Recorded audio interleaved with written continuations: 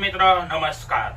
શું તમે ચણાનું વાવેતર કર્યું છે? ચણા પીળા પડતા જાય છે, ચણાનો વિકાસ નથી થતો, ચણાના તંતુ મૂળનો વિકાસ નથી થતો, તમે પાયામાં જે પણ કઈ ખાતર આપેલું છે તે છોડવો લઈ નથી શકતો, ચણાનો છોડ પીળો પડીને સુકાતો જાય છે, ચણામાં ફિજોરિયમ નામની ફૂગ લાગી ગઈ છે।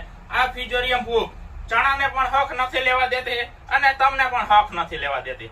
તો આજે આપણે વાત કરવાના છે ચણાના સુકારાની દવા અને ચણાના સુકારાનું આગોતરું આયોજન। હું જન યશ BRS એગ્રી। આપણી YouTube ચેનલ નું નામ છે ખેડૂત ખાતેદાર અને આપણી દુકાનનું નામ છે રવિ રાંદલ એગ્રો સેન્ટર પડદરી, તાલુકો પડદરી, જિલ્લો રાજકોટ।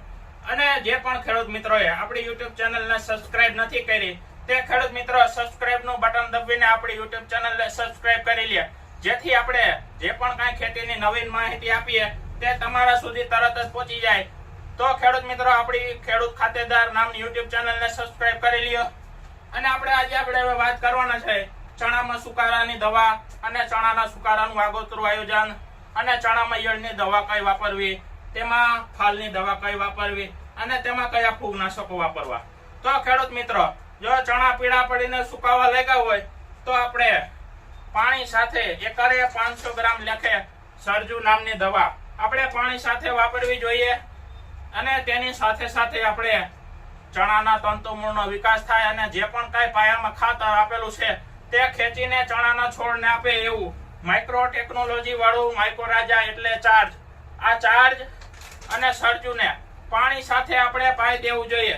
જે રીતે ખેડૂત મિત્રો આપણે કિયારામાં બાસાલીન દવા પાતા હોય તે જ રીતે આ બંને દવાને આપણે પાણી સાથે પાઈ દેવી જોઈએ, જેથી આપણે ચણાના સુકારાનું નિયંત્રણ કરી શકીએ, આપણો ચણાનો પાક ફેલ થવાથી બચાવી શકીએ।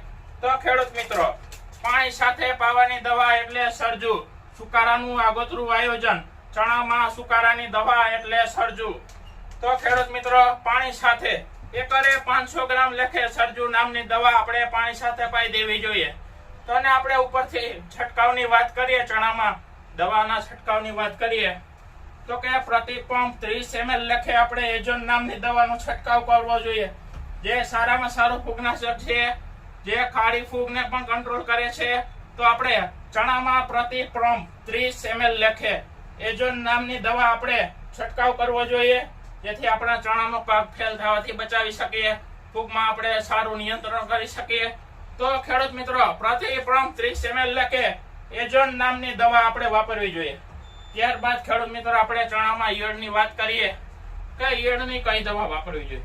તો ખેડૂત મિત્રો, આપણે પ્રતિ પંપ 10 ml લેખે આપણે પ્રસ્થાન નામની દવા, ગમે એવી ઈયળ હશે તો પણ